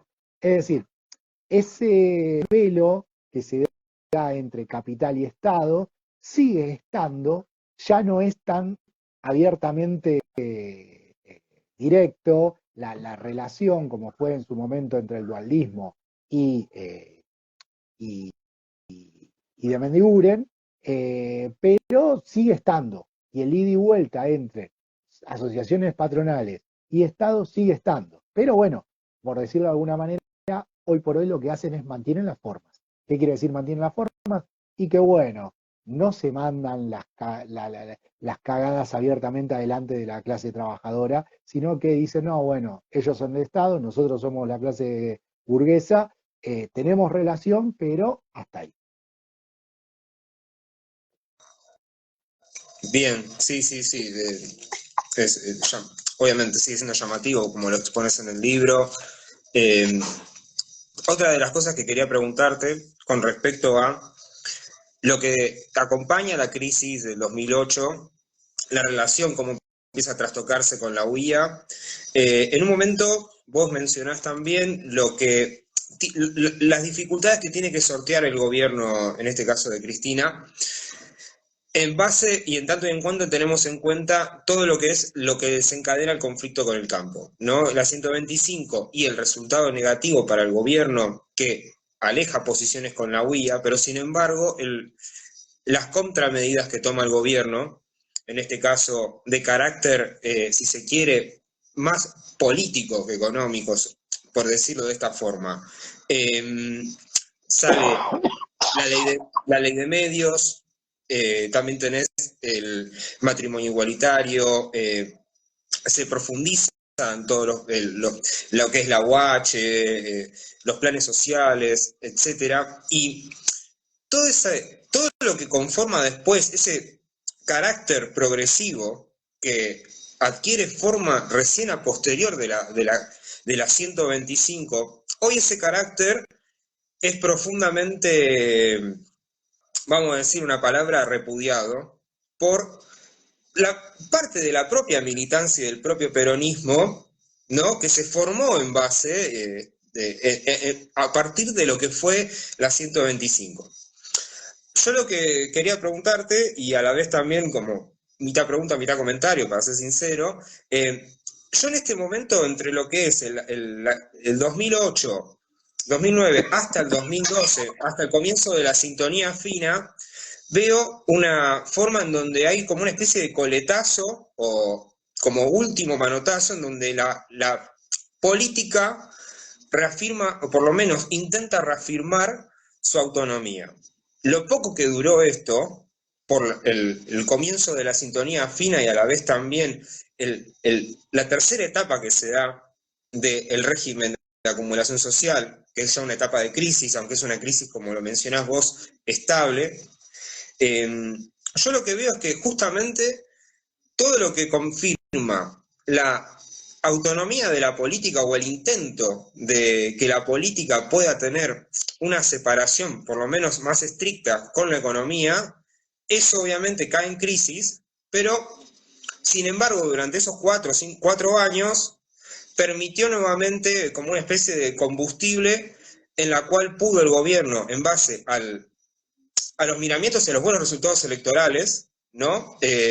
Volver a incorporar a la UIA, además de que vos mencionás en el libro 2 años donde hay una recuperación de esa crisis del 2008, que si no me equivoco es en el 2011, 2010-2011. Bueno, pero después, justamente con el comienzo nuevamente, reanudada la crisis, ¿no? O por lo menos los problemas de desestabilización, la inflación.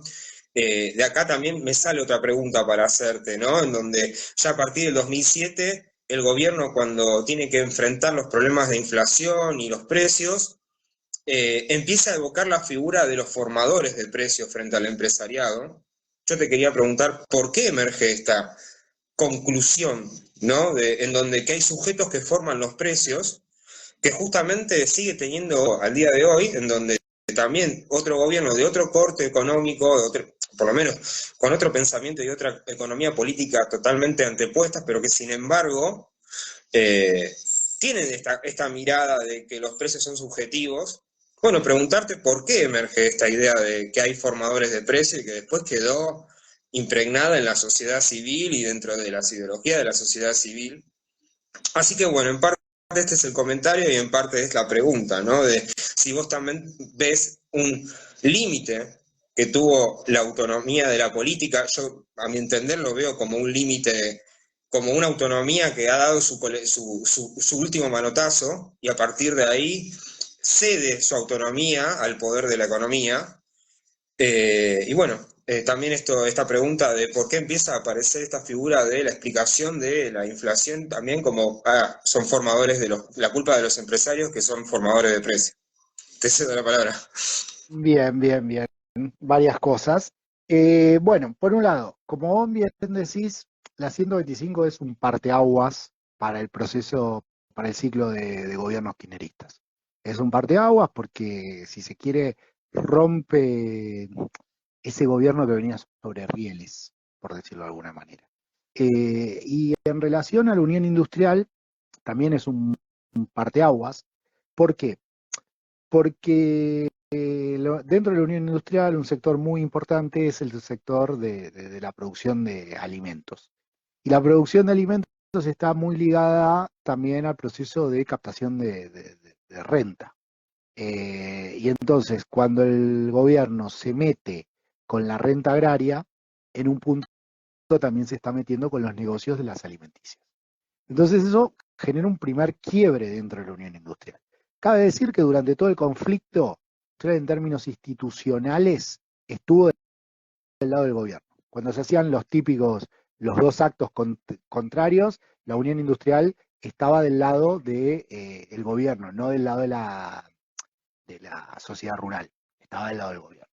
Entonces, institucionalmente, está sonando una alarma acá afuera, pero bueno, institucionalmente la Unión Industrial se mantuvo del lado del gobierno durante el conflicto de la 125, no obstante, un sector muy importante como fue la COPAL ya se separó de esa posición institucional. Y además, en ese mismo periodo, 2008-2009, otro grupo económico muy importante, que es el grupo Techint, también se empezó a separar del gobierno porque ahí fue cuando se dio eh, la estatización de la planta Sidor que tenía Techint en Venezuela. Entonces, como que Techint le exigía al gobierno más intervención para sacar más beneficios de la estatización de Sidor, el gobierno intervino, pero intervino hasta ahí, y entonces, bueno, Techint se puso, si se quiere, un poco más opositor. Eso generó un conflicto interno dentro de la Unión Industrial que durante el 2008 no terminó de explotar, pero ya durante el 2009 la Unión Industrial se puso abiertamente del lado de la oposición. De hecho, durante la elección que pierde Néstor ay, ¿cómo se llama? Se me fue de la cabeza el candidato de Narváez. Esa elección, bueno, la Unión Industrial tiene relación muy cercana con De Narváez, con Felipe Solá y demás, etcétera. Eh, por lo tanto, bueno, en 2009 se queda, si se quiere, en la oposición.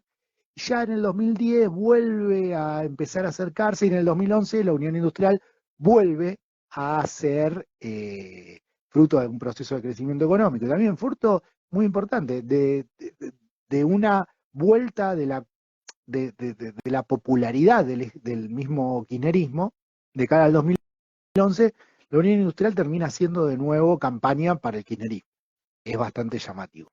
En este periodo ya podemos decir que el capitalismo argentino había alcanzado su techo histórico, se había agotado la vigorosidad de la acumulación capitalista, y entonces ahí es donde aparece todo este proceso, toda esta secuencia de que vos nombraste, ley de medios, matrimonio igualitario, asignación universal por hijo, planes sociales en general, se empieza a conformar esta impronta progresista y es como, citando a Gramsci, los muertos no mueren y todavía no nace, lo nuevo no nace, y ahí aparecen los monstruos. ¿Y qué es lo que se ve? Se ve un periodo donde el kirchnerismo tiene un proceso de crecimiento que cuando uno raspaba un poco la superficie se notaba que era un crecimiento muy endeble, excesivamente endeble,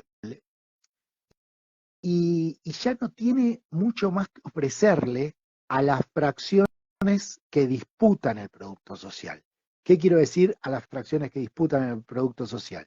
Ya no tenía mucho más que ofrecer en términos salariales a la CGT y tampoco tenía mucho más que ofrecer en términos de rentabilidad a la Unión Industrial.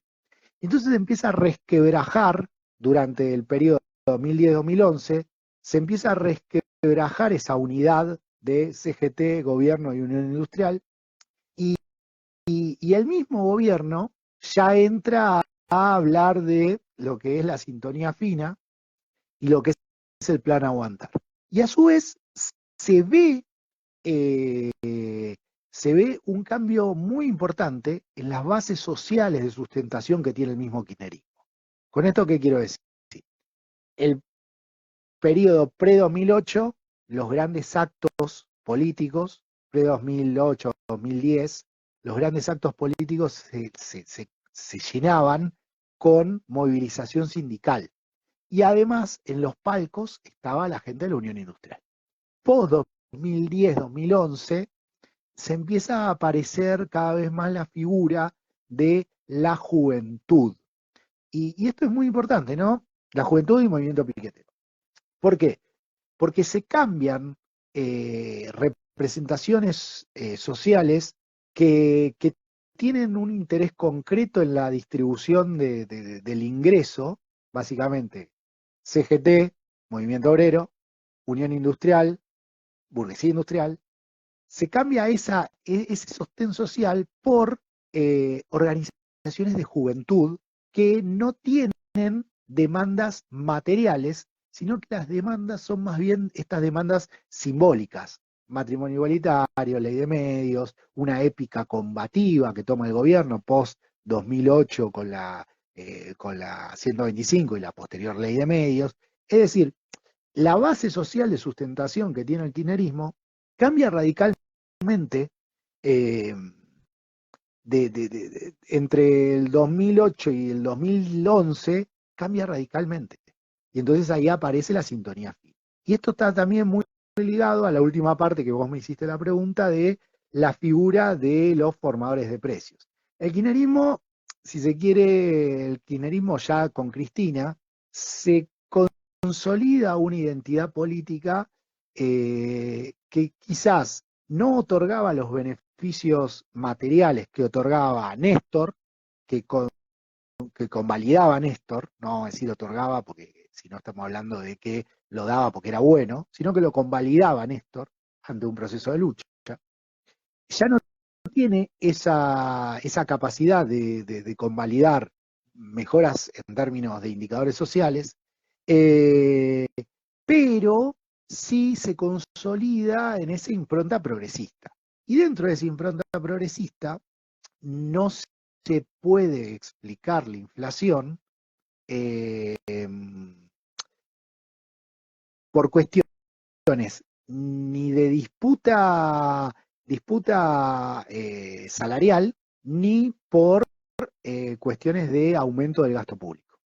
Y entonces, cuando no se, ni tampoco por que ahí no se estaba dando todavía inflación cambiaria.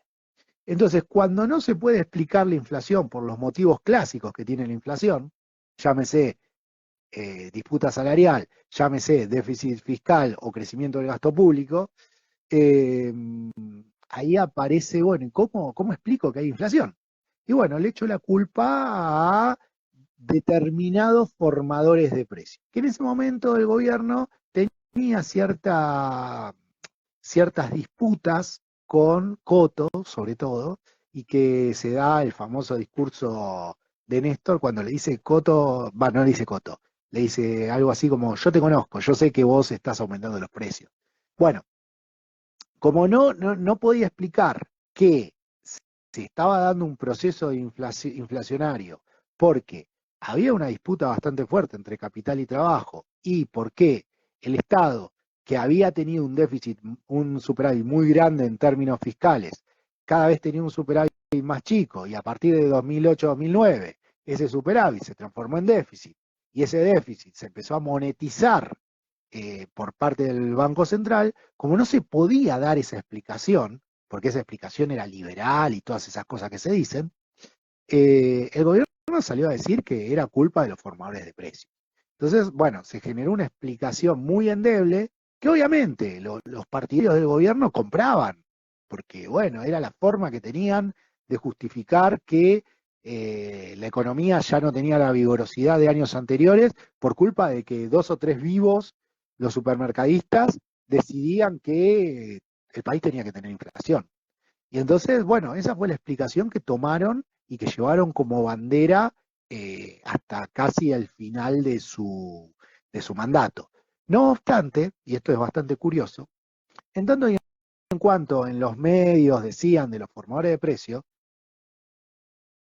periodo a periodo, el gobierno va, sobre todo desde 2006, 2007 para adelante, el gobierno va pidiendo, si se quiere vamos a llamarlo así, con carpa, pero cada vez más descaradamente, va pidiendo techos a paritarias. Eh, Históricamente el gobierno había hecho siempre las paritarias, inicialmente con los camioneros, y a partir de los camioneros ponían el techo, la pauta salarial. No obstante, entre 2003 y 2007, 2008, la pauta salarial era una pauta que se estaba dando por encima de la inflación. Y no hay que ser tontos, ¿no? ¿Por qué se daba por encima de la inflación? ¿Porque Néstor era bueno? No, porque necesitaba tener un aliado como Moyano que le mantenga cierta paz social en el país. Entonces le daba una buena paritaria eh, en función de tenerlo como aliado. Ahora bien, ya acercándonos a 2007, 2008, sobre todo con la salida, después la salida de la Baña, del Ministerio de Economía, eh, cada vez se va planteando con menos matices la idea de a los trabajadores paren la mano con los pedidos salariales. E inclusive esto se termina de ver con que cerca del 2010, 2011, cerca del 2010, la CGT lanza un proyecto de participación de los trabajadores en la ganancia empresarial.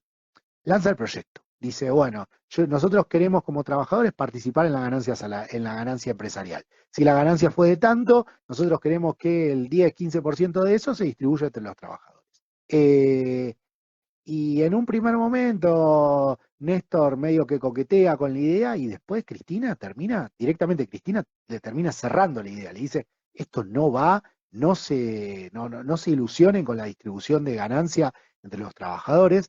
Y ya Cristina empieza a decir, a pedir abiertamente responsabilidad en las disputas paritarias a los sindicalistas. Se lo dice así abiertamente. Pedimos, por favor, responsabilidad para cuando se negocian los salarios. Uno puede pedir lo que quiera, pero hay que entender también la realidad de la economía, que no se puede pedir cualquier cosa. Y esto empieza a aparecer 2007, 2000. ¿Qué quiere decir? Que el gobierno sabe, como lo sabe hoy en día Milei, que obviamente la disputa salarial genera de una u otra manera presiones inflacionarias. Pero bueno, obviamente, el gobierno en su mote progresista no podía decir abiertamente, no, sí,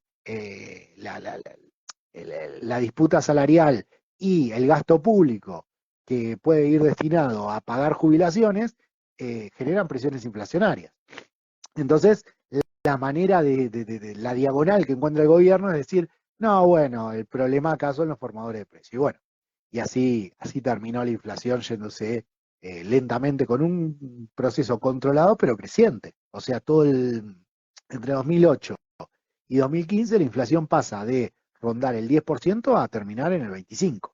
Entonces, bueno, es un son niveles que hoy en día decimos, ojalá volvamos a esos niveles, pero es un proceso creciente bastante importante. Que a un país, inflación de un dígito, pasar a dos dígitos es alarmante para esa macroeconomía. Y bueno, y fue un proceso que se dio en ese periodo.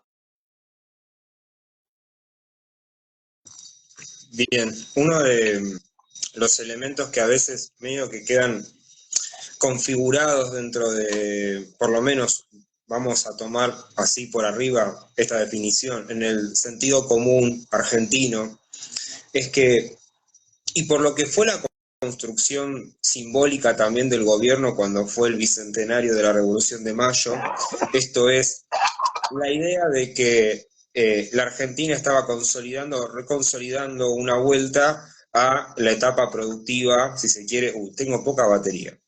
Se me rompió la batería del celu, por eso tuvimos que atrasar un poco el vivo. Voy a hacer rapidito. Como una imagen de que, estábamos viviendo una época en la cual se iba a poder consolidar una nueva matriz industrial con fuerte mercado interno, con buenos ingresos, etc. Obviamente las condiciones o la forma del Estado ya no eran similares, y justamente el Estado, más allá de que se dio en todo lo que vos mencionás en el libro de 2003, por lo menos la primera parte del régimen de acumulación social, eh, encontramos que la forma de Estado diferente a aquella a la cual quiere añora hasta el día de hoy el peronismo. Esta forma de Estado es una forma de Estado que lo habíamos tratado cuando hablábamos con el libro de Hirsch. Esto es un Estado nacional de competencia en la cual tiene que lidiar de otra forma con la internacionalización del capital y la relocalización productiva, en la cual tiene que asegurarse por lo menos patrones de acumulación diferentes y está lanzado a competir y a privilegiar los sectores que son rentables frente a otros que no. Entonces el margen de maniobra, y por esto hablaba también en la pregunta anterior sobre la autonomía de la política, se reduce y solamente está obligado a consolidar aquella actividad productiva que puede revalorizar y mejorar las condiciones de rentabilidad del capital, porque en el fondo el Estado vive de la recaudación impositiva de la actividad económica.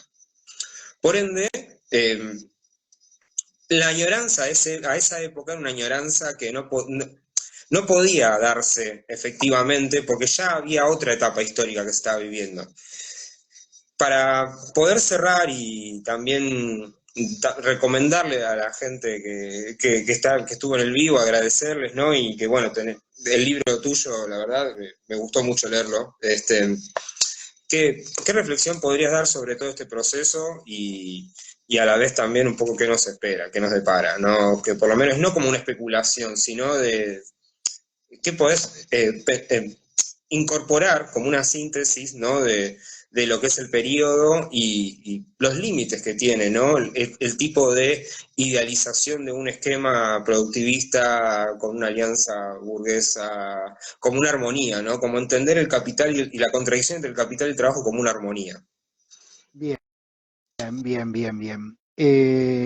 Por un lado, espérame que me anoto. Por un lado, a ver, bien vos lo dijiste, el Estado Nacional de Competencia que plantea Hirsch nos delinea una situación donde la forma que tiene el Estado de intervenir, obviamente, está más ligado a la suerte de los dictados del capital.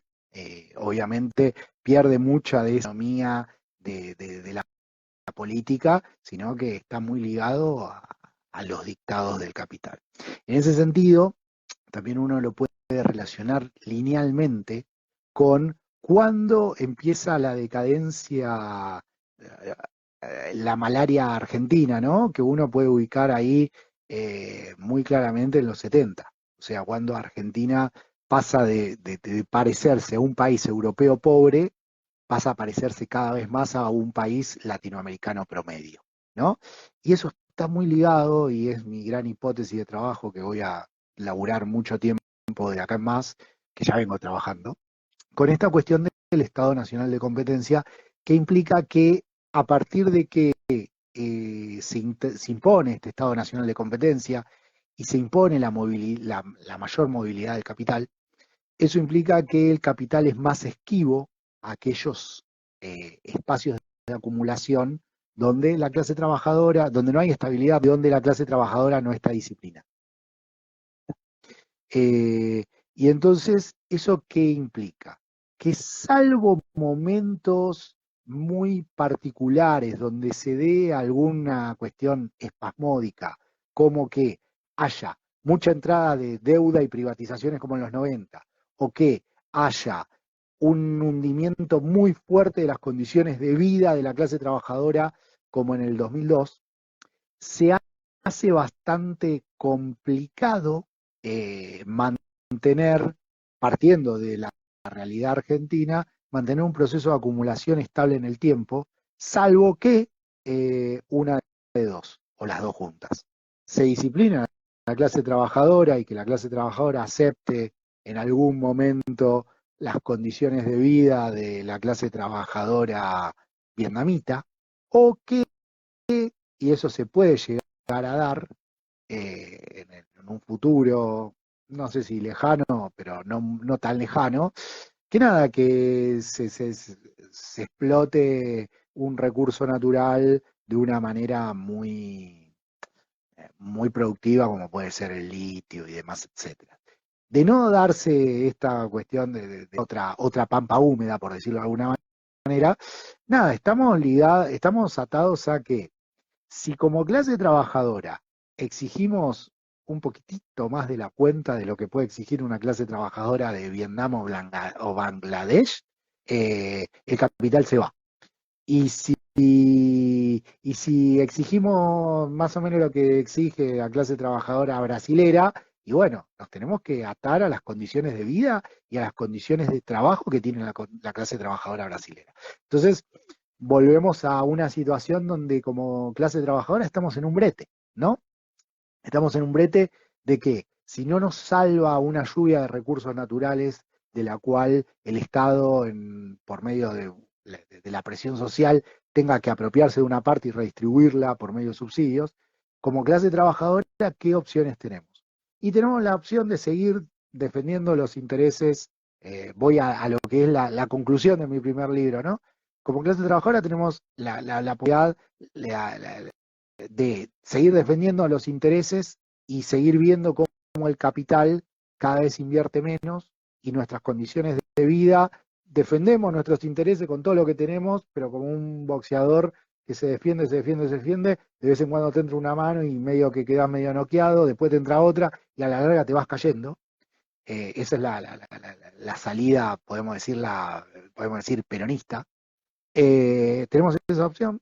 Tenemos la opción de hacer la gran clase obrera chilena o clase obrera peruana, de, bueno, aceptar los planteos de la burguesía, aceptar el plan de la burguesía y esperar a ver si esa burguesía en un futuro decide invertir, y si decide invertir y además de invertir, bueno, en algún momento esa inversión pasa el proceso chino, ¿no? Después de 30 años de comer arroz, empiezan a comer cerdo y vaca, eh, pero que también puede ser que aceptemos el plan de la burguesía y Brasil baje todavía más sus condiciones laborales y que nuestra aceptación del plan de la burguesía haya sido al pedo, porque el capital sigue yéndose más a Brasil que a Argentina, porque en Brasil tienen mejores condiciones, más allá de que acá en Argentina se hayan mejorado, o, y obviamente, como